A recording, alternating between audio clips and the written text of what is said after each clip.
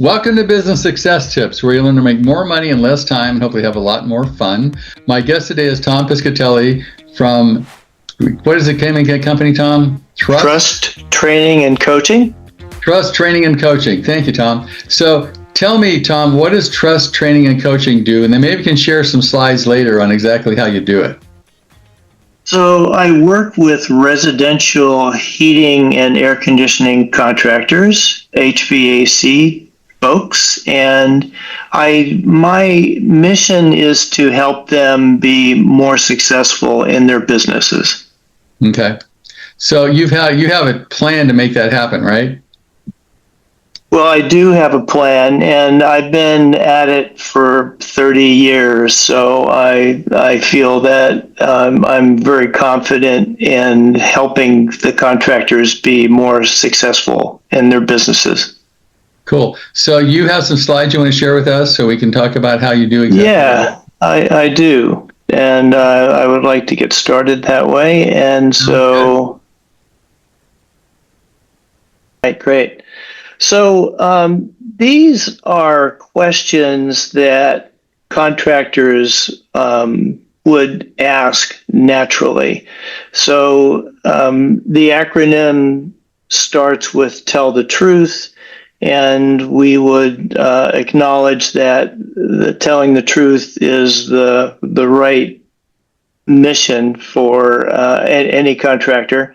And so these questions are crafted in a way that they help the contractor think about what it is that they should be thinking about. So, for example, I'm sorry for the trouble you're having. What do you feel your greatest concerns are? And that question actually helps the contractor think about what it is they could think about. For example, the next question, have you had other companies suggest what the problems might be with your system? And that is another example of a question that we'd want the contractor to think about, the residential HVAC contractor think about, and all think about that. Even if you're not, this is general information, by the way, guys. Even if you're not an HVAC contractor, this absolutely applies to anybody in the construction business. Mm-hmm. So you can see the other questions, and what is appropriate is, as I have highlighted, is pause and give the customers time to think. So the technique is asking questions and creating a question in the customer's mind, and then giving them the opportunity to think about what it is they should be thinking about. Does that all make sense?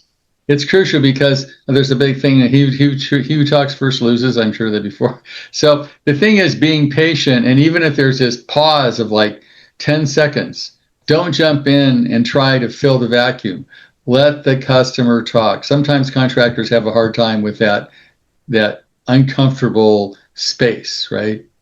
And they feel to jump in. But just you're right, take the time, pause, and don't talk first after you've asked a question. Cool. All right. So the next letter in the TRUST acronym is relationship. And relationships are paramount to establishing rapport and building trust with the client. So these questions humanize the conversation and reduce defensiveness. And so I'm going to give a couple examples. Before we talk about the equipment, can you tell me what the problems have been that you've been experiencing? And if we waved a magic wand, what would your perfect system look like? Yeah. Tom, it's funny that the magic wand question I've used for God knows 50 years, right? My favorite question to ask a new coaching client was, if I had a magic wand and could do anything for your business as a coach, what would it be? Mm-hmm. And that Yeah. leaves open to any kind of interpretation, which is great. Mm-hmm. So those questions, and you can read the others. If those questions get the customer to think about reducing their defensiveness and also creating a rapport that the client is going to respond to. Does that make sense? Right. Obviously, what you're trying to do is build trust, right? And I get back to the pause again and letting the client speak. I think that's key because, again, everybody tries to jump in and talk first, and that's not a good idea. If you're willing to have the pause and they answer the question, then you've got some conversation to build a relationship on, right? Exactly. All right. The next would be you understand the customer. And these questions are subtly different. These questions are intended to help the contractor, salesperson, the comfort advisor, reduce the barriers that that naturally exist. So because most HVAC contractors see the salesperson as somebody that they're not going to necessarily connect with initially. That makes sense. Right. So for example, may I ask what prompted you to look at this now? How is the system affecting you every day? What problems do you have that are most uncomfortable or frustrating? If nothing happens with your system, what if nothing happens with your system? If we made the system better, would that be good enough? And so the technique is, again, allow the silence, the pause that we've talked about several times, to help the contractor be more comfortable and get comfortable with the engagement. I would add something to that too, Tom. I would say with today's media, you can look up the person on LinkedIn, you look them up on, just Google. You can go to AI and say, I'm working with, John Doe at 1234 Maple Street. What can you tell me about John Doe? And it's way easier to do research than it used to be. And also, if it's really cold outside or it's really hot outside and it's cold or hot in their house, you can say, well, it seems a little warm in here, or geez, I'm freezing, right? So again, empathy, right, is key. So the customer feels that you care and understand them. You're not just there to sell something. Exactly. Yeah. So very good. So then there's the deeper understanding, and this is a deeper dive into what the customer, if we have rapport established and the customer feels the defenses are reduced, then we earn the right to ask these other questions. Would you be willing to tell me a little bit more about what you're thinking or actually feeling, right? And thinking and feeling are different, as we know. So then this is something that is clearly important to you. Could you share your thoughts about that? I noticed you paused. May I ask what you were thinking about? So we earn the right to explore the vulnerability of the client because we've established that we have the rapport initially.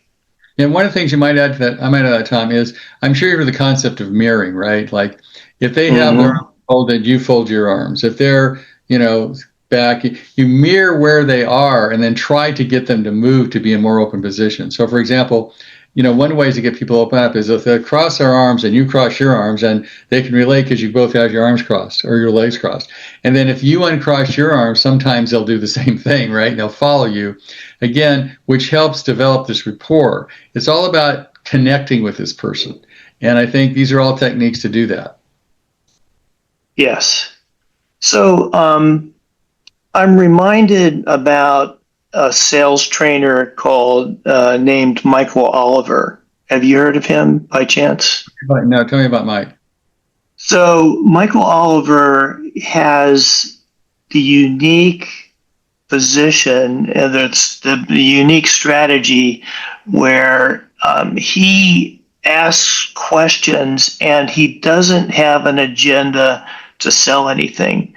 So this sounds a little bit odd for us, but the questions that he asks have no agenda to them. So questions that are asked are very innocuous, and yeah, so that's the point. Some of the questions like, gee, how long have you owned this house? Or I notice you have a key in the driveway. How do you like the Kia? Or I notice there's something on your wall. Your kids graduated from this academy. Or I love your flowers. Anything that builds rapport, right? So you can identify you're genuinely interested in them as a human being and not just trying to sell them something. Genuinely interested in them as a human being, it would be the best comment that you've made so far. Okay. And then the S, show them. Show them means that we're moving toward the sale and without agenda, like we've said. And then show them these questions help the customers see the problems more clearly. Would it be helpful if I showed you what I'm seeing? So that is the next step where we would engage the contractor, salesperson, and invite them to see something physically. So we take them to the furnace or the air conditioner or something like that. Or if you're another kind of contractor, you can be look at the deck or the remodel. You physically go share and look at something together, right? Yes, exactly. Okay. And I like the way you put this. You're sort of asking permission rather than telling, right? You're keeping this curiosity thing going. Or say, would it be the best way? Could I help? You're not saying, let's go see the furnace, which is a command, right? Yes, yes. Which tends to break down rapport. Whereas when you're asking them open-ended questions and waiting for their answer, it tends to build rapport. So this is good in any sales appointment. And I think showing them, like, what additional questions does this bring up for you? Again, this whole trust thing is to build trust, right? Because people don't buy from people they don't trust, bottom line. Mm-hmm. Agreed. People to trust. And the question is, how fast can you build trust? Can you do it in 10 minutes or 20 minutes? Or going to take you 3 weeks, right? You don't have 3 weeks.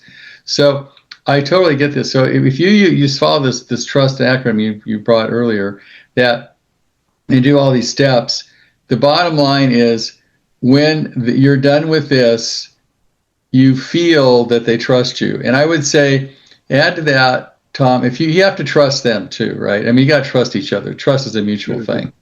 And the body language, the tone of voice, everything you have in that communication. And it's just also a feeling like, wow, I use a joke, if you would have this person to dinner, it's a good sign, right? Right, yeah.